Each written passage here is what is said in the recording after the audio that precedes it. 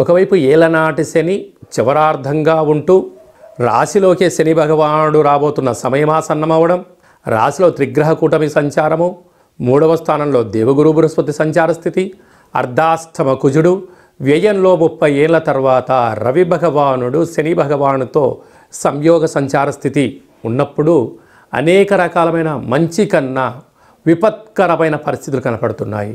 కనుక మీ జన్మ నక్షత్రం రోజున పూర్ణిమ అష్టమి తిథుల యందున వీలైనంత వరకు ఆవేశానికి దూరంగా ఉండండి, ఆధ్యాత్మికంగా ఉండండి, సత్ప్రవర్తనకు సన్మార్గాన్ని వేయండి. అదే కాకుండా ఏదైనా ఒక పని చేసేటప్పుడు ఇది ధర్మమా అధర్మమా, న్యాయమా అన్యాయమా అని ఆలోచించుకోవడం. ఇన్ని రోజులు ఏదోలాగా గడిచిపోయింది.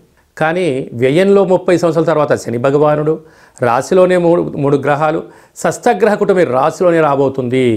అనగా రాబోయే కాలము గడ్డు కాలం.